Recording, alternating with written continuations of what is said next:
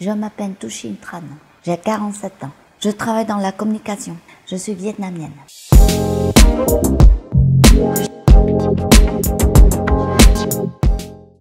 Je suis arrivée à l'âge de 10 ans en France. Mais pour moi, c'était des vacances, voilà.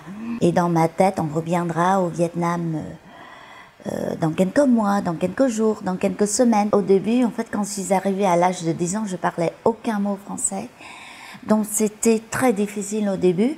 On m'avait mis, je me rappelle, dans une classe de CP avec tous les autres petits. J'avais 10 ans, donc j'étais avec les enfants de 6 ans. Et en un an, j'ai pu rattraper mon année scolaire comme les autres. Dans un premier temps, nous sommes dans un foyer à Vaujour. Et après, nous sommes arrivés à Plaisir. À Plaisir, il y avait un foyer pour les étrangers comme nous. On était plusieurs familles, plusieurs d'origine.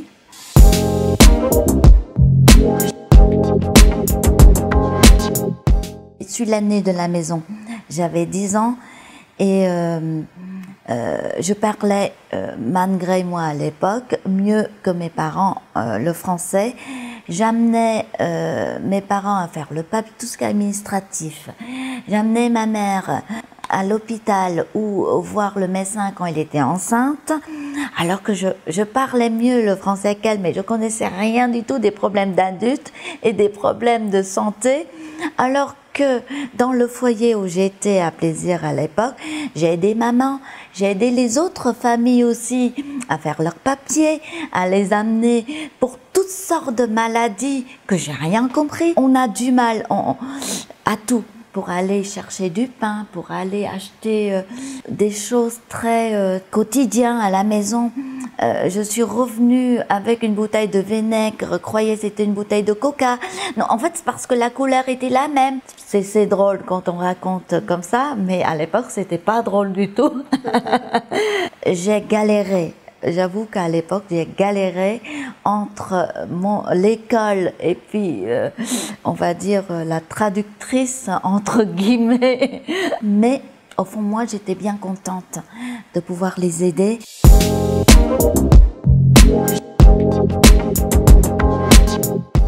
Mes parents étaient couturiers au Vietnam.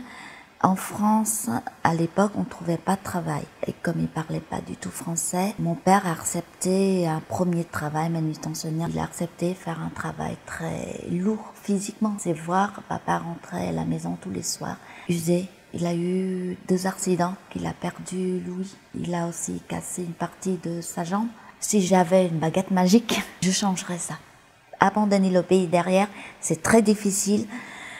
Abandonner aussi le métier, c'est doublement difficile. Pourquoi l'intégration n'a pas été réussie? Je me mets à la place de ces personnes qui sont arrivées très tard, qui ont tout, je vais dire, abandonné. Mes parents sont arrivés à l'âge de 40 ans, où ils sont obligés de tout refaire. Ils ont du mal encore, c'est pas à 40 ans qu'on va tout changer. Ils ont toujours la nostalgie du pays.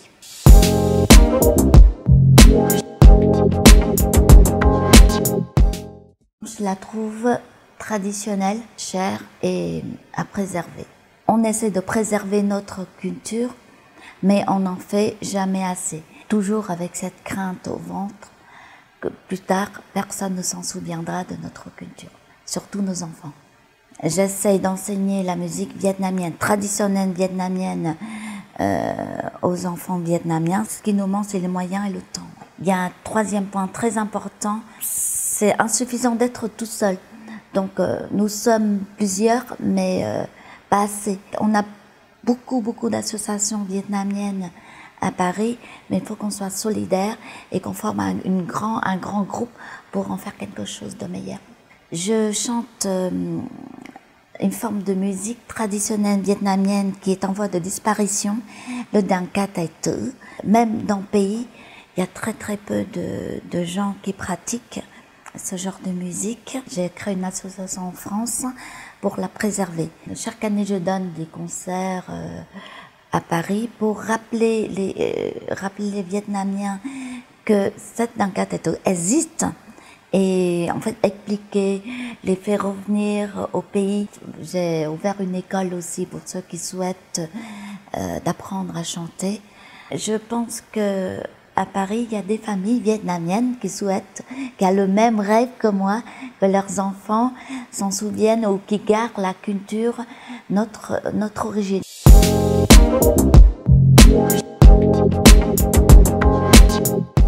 Ce qui manque beaucoup, c'est quand on ferme les yeux, c'est les bruits. Au Vietnam, on n'a pas les mêmes bruits.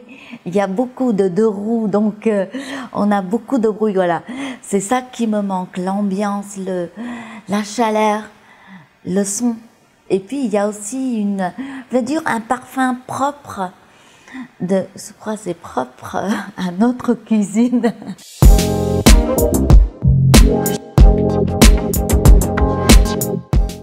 Ça, c'est une question très difficile, je ne peux pas choisir. J'aime toutes les cuisines, du pho, c'est un plat typique vietnamien, hein, jusqu'à, j'aime bien la raclette, le couscous à noisaux, sans hésitation. Je volerai où je veux, c'est génial. Sans faire des tests de Covid. Ah, il y a une chanson que j'adore, qui est liée avec l'oiseau aussi, c'est l'oiseau et l'enfant. C'est Marie-Myriam qui a chanté cette chanson. Comme l'oiseau bleu survolant la terre. Soi-même.